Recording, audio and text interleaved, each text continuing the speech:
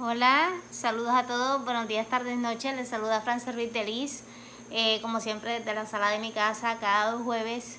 Les saludo desde Puerto Rico a toda mi gente en Estados Unidos y en los distintos países de América Latina y el Caribe. Para los que no me conocen todavía, soy, ¿verdad? Escribo cuentos, escribo poesía, etcétera, etcétera, y cada 2 jueves, como ya dije, subo videos de temas relacionados a la literatura. Así que nada, hoy me quise ir un poquito más, algo un poco más técnico, porque yo creo que pues las circunstancias lo ameritan. Bien, comienzo por decir lo siguiente, ¿verdad? Hoy vamos a hablar de literatura y estadísticas, específicamente estadísticas en cuanto a lectura en Puerto Rico. Bien,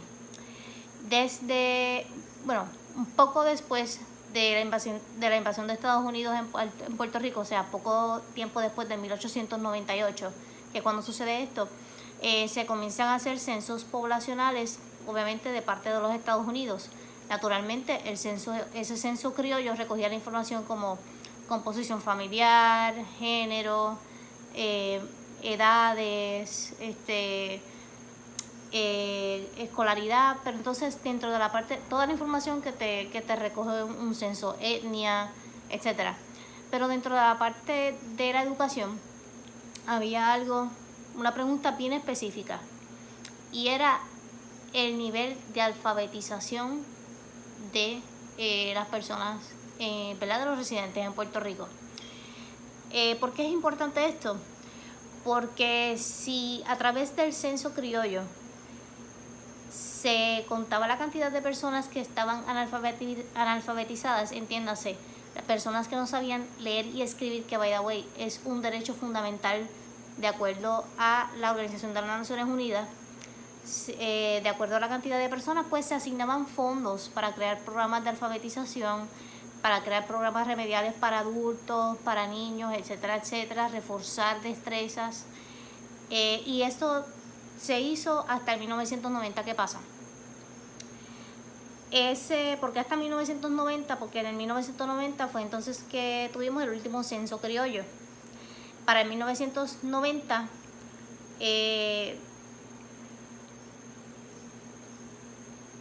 en adelante, hasta el 2000, ya en el 2000, el censo que adoptamos en Puerto Rico fue el censo de Estados Unidos. Por lo tanto, ya esa pregunta de si usted estaba alfabetizado o no, no aparecía, sino aparecía el censo normal de los Estados Unidos. Importante, en el 2010, o sea, 20 años después del último censo criollo, el Instituto de Estadísticas de Puerto Rico realiza un estudio, ¿verdad? En el cual se estudia, valga la redundancia, el nivel de alfabetización de Puerto Rico. ¿Y qué pasa? Que en este estudio encuentran que alrededor de, estamos hablando del 2010, se realizó en el 2010, se publicó en el 2012, alrededor de un 8% de la población de Puerto Rico no sabía leer ni escribir, y que en comparación al último censo criollo 20 años antes, o sea, en el 1990, la analfabetización había aumentado en un 2%. Recuerden, si no hay información en el censo de los niveles de analfabetización de la población en general, no solamente de la población estudiantil, porque sabemos que para la población estudiantil tienen las pruebas META o las pruebas PISA, o como le llamaban, es todo lo mismo, o como le llamaban cuando yo era pequeña, que eran las pruebas puertorriqueñas de aprovechamiento académico, ¿verdad? Todo eso se utiliza para crear programas de mejoramiento para estudiantes en específico, ¿verdad? En áreas de español, matemáticas, inglés, más específicamente, bien. Pero en este caso era para crear programas para la población en general. Se encontró que del 1990 al 2010 la analfabetización en Puerto Rico había aumentado un 2%. En total, ¿verdad? La muestra vamos a ser un poquito más específicos en cuanto al estudio.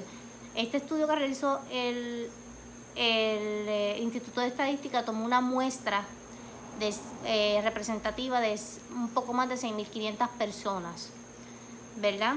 Y encontró que el 8% eran analfabetos, no saben ni leer ni escribir. ¿Qué pasa? Si llevamos esos resultados del censo, acuérdense, del 1990 al 2010, o sea, en el censo del 2000 no se realizó la pregunta de cuántas personas estaban alfabetizadas en Puerto Rico, y del 1990 al 2010 se vio un alza del 2%. ¿Qué significa esto? Que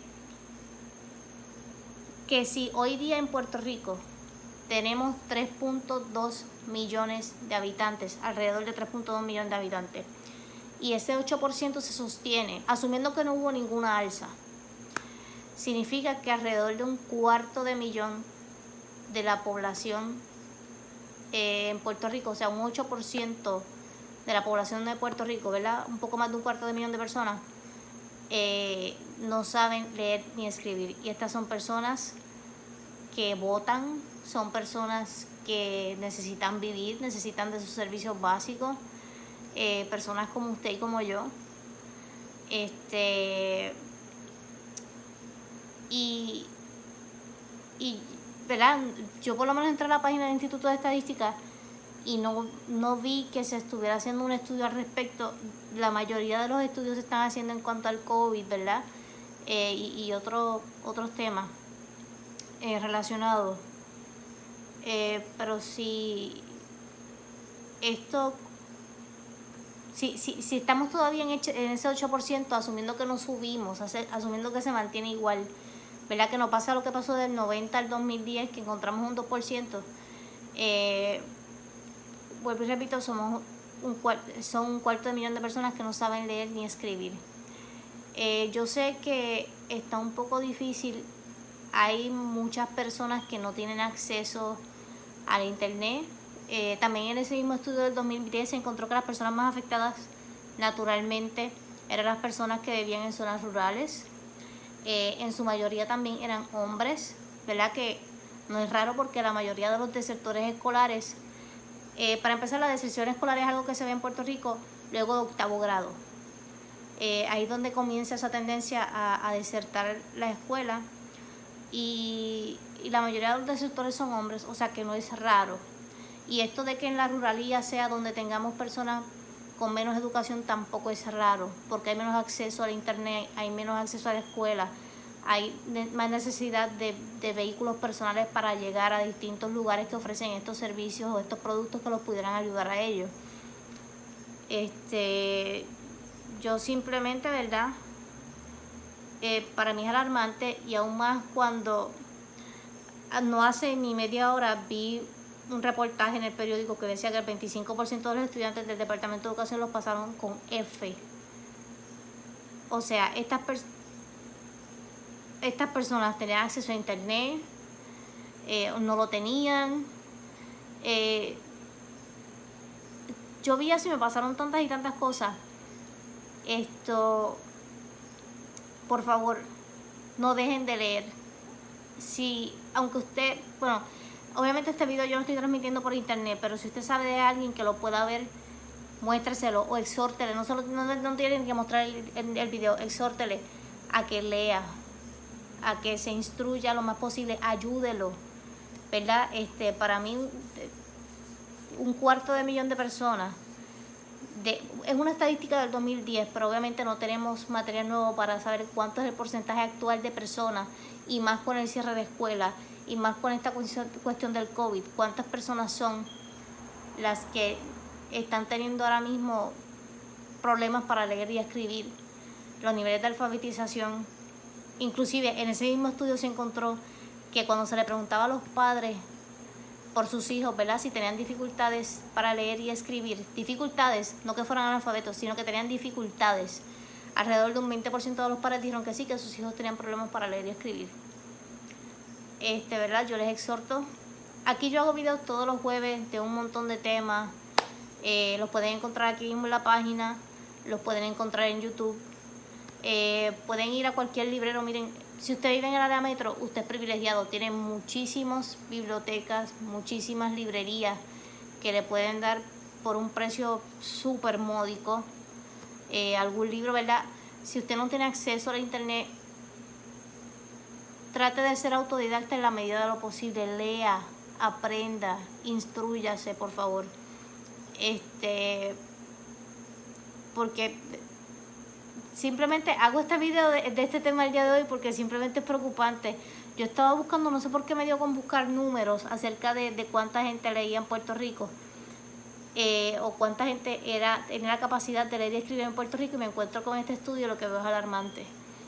Y sí, básicamente eso. Me disculpo, yo sé que hay varias cosas pasando en el país y yo tener que hacer este tipo de videos no es necesariamente lo más alentador, pero sí simplemente para levantar bandera, para decirles, miren, por favor, aunque usted tenga dificultades con la internet, en la medida de lo posible lea un libro,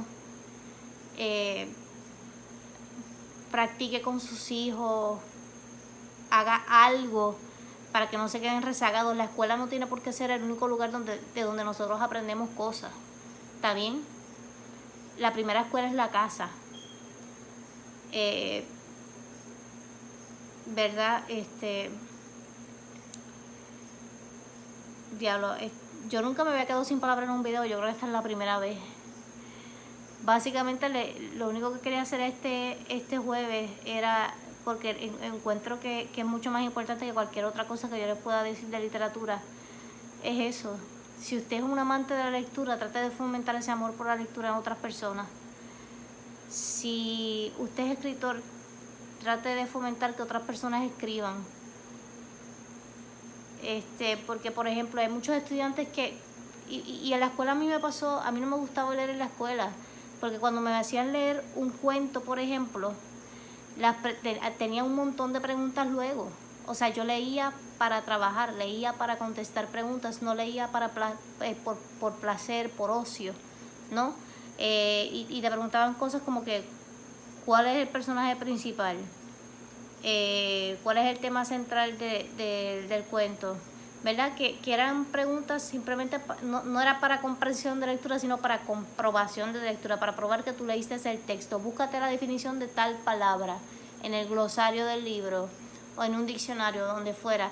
Y eso lo que hace es que asocia al estudiante o al niño o al joven, hace que asocie la lectura con trabajo, básicamente. Y esto lo que hace es crear ese desfase o esa separación entre lo placentero que puede ser la lectura, lo buena que puede ser la lectura, y la posibilidad de que esta persona pueda ser autodidacta y pueda sentirse la confianza de buscar un libro del tema que sea y sentarse a leerlo y aprender para sí mismo, esté o no esté en la escuela.